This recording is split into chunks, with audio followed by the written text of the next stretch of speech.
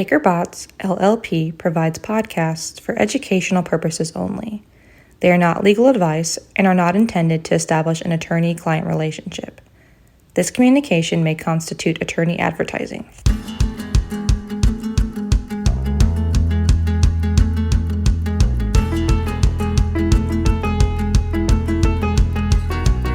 Hello, welcome to the Lawful Influence podcast, where we pull back the curtain on legal issues in the world of campaign finance and lobbying. I'm your host, Sterling Marchand, coming to you from the center of politics, Washington, D.C. I'm a litigation partner here at Baker Botts, but prior to Baker Botts, I worked on the Hill as a policy advisor to the House Committee on Homeland Security. During that time, I was lobbied by a number of lobbyists and became intimately familiar with the evolving ethics rules applicable to the legislative branch.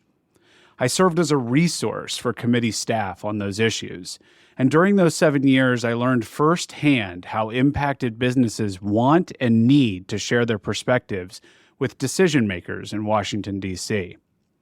So since coming to Baker Botts, I've used that experience on the Hill to help clients, where I've handled a variety of complex litigation and white-collar matters, both in the courtroom and as part of internal investigations and compliance reviews. In that capacity, I've done everything from answering one-off questions to drafting political compliance programs to providing training to all levels of management. Now, most of these clients are corporations, but there are also a number of trade associations and partnerships and individuals, and they cross a wide variety of industries. But really, this podcast is for anyone in any industry because there's no escaping the political influences that are impacting your bottom line. While I counsel a wide variety of folks, they all really have one thing in common, and that's that they recognize that there is a strategic benefit to participating in certain political activity.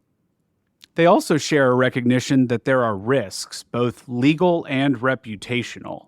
So my job is really to help clients find ways to engage in the political process in a way that suits them, but also in a way that adheres to federal and state rules that cover the behavior. It really comes down to, if you want to interact with a political official in any way, what are the restrictions and what are the disclosure requirements around that interaction? How can you make your position known to those who matter in a legal way? That's lawful influence. And what does that include? It's answering questions on campaign finance like, how do I set up and run a political action committee or a PAC for my company so that we can make political contributions? Who can I solicit for contributions once that PAC is set up?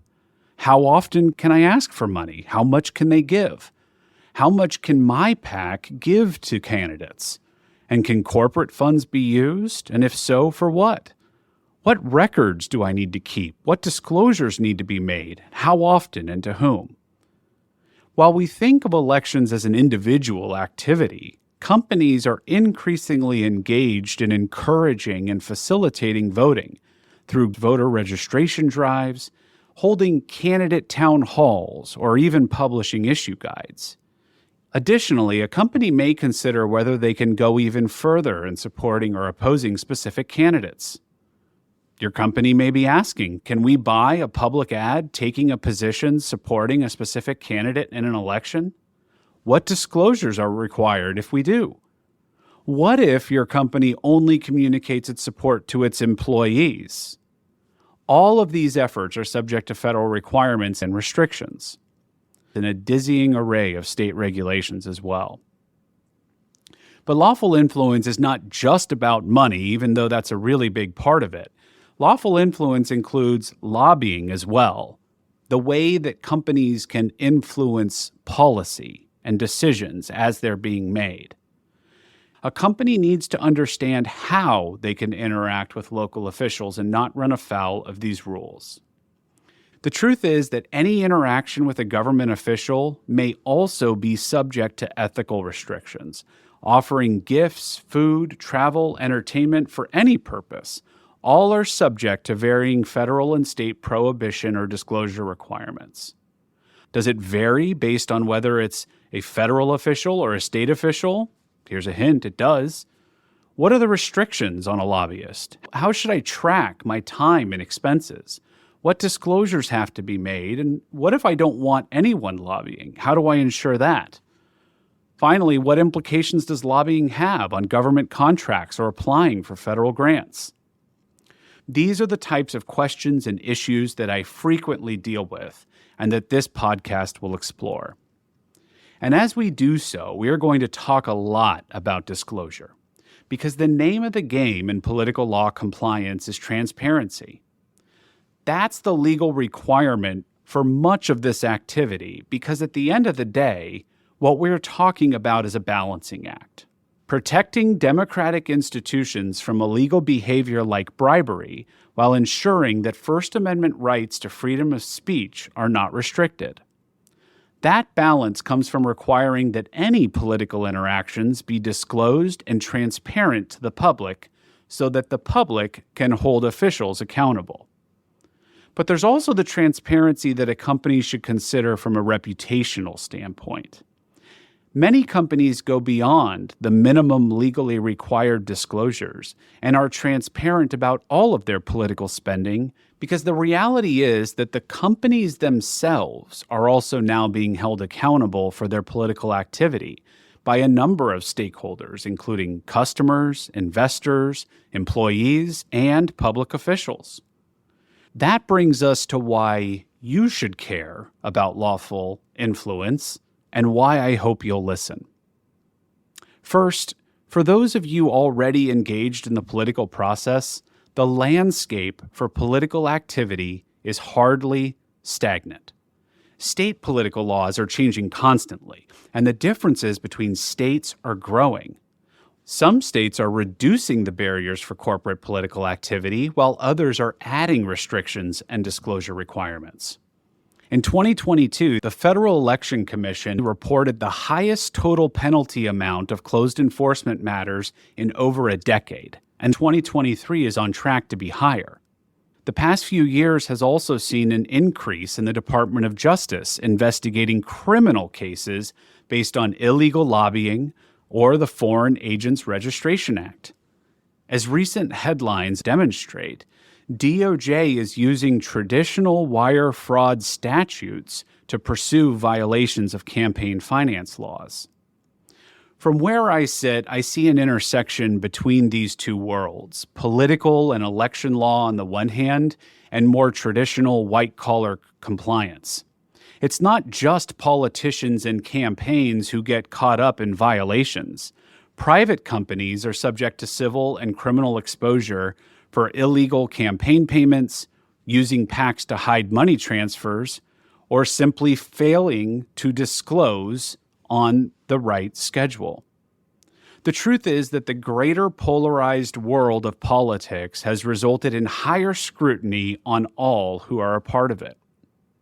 Now, you may not be involved in politics, and you may be saying, I want nothing to do with politics. We don't lobby, we don't interact with officials, we don't want to raise money for campaigns. And if that's really you, there's still something to be learned. Because if you're not engaged in the political process and you want your company to remain outside it, then you need to understand where the lines are drawn. And those lines are constantly shifting. But my guess is that for most, if you don't currently engage in some form of political activity, you're considering it, or you should be. And if that's you, you need to weigh the costs and benefits of doing so. You need to understand how entering this arena is going to affect your bottom line, both positively and negatively. More and more companies cannot sit idly by. Yes, there's the public pressure, internal pressure, and market pressure to engage on political issues. But elections, especially state elections, now have a disproportionate impact on businesses as national politics shift to local battlegrounds.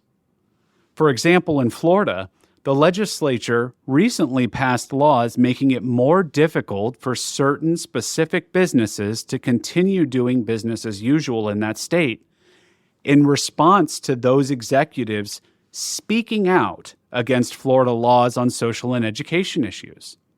And I'm not picking on one side of the aisle over the other. That activity in the political realm is impacting the way that these companies do business, not on a nationwide level, but in individual states across the country. In other words, we all know that elections matter, and now we're recognizing that they impact not only individuals, but companies. So most companies need to at least consider these risks and then consider what, if anything, they want or can do to mitigate them. Often, that means entering the political process through policy advocacy or through money, and that's lobbying and campaign finance. To do so lawfully is what this podcast is all about, because the rules can be complicated, confusing, and they can differ from federal to state to state. So there's a lot to dig into. And in my time over the years, I've picked up a lot of best practices and potential risks, and I want to share those with you.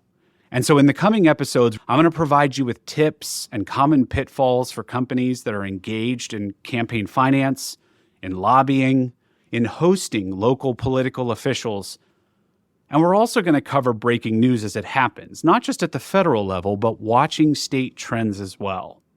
We'll also include guests with different backgrounds and perspectives to discuss challenges of managing corporate political compliance and to share insight into what they're seeing on the ground.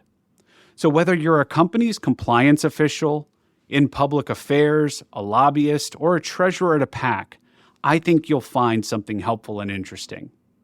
Thank you for joining me on this inaugural podcast. If you have follow-up questions on this or want to know more, my contact information is in the episode notes. Until next time, I'm Sterling Marchand. Thank you for listening to this Baker Botts podcast. Baker Botts has the experience, knowledge, and people to solve our clients' most significant legal issues.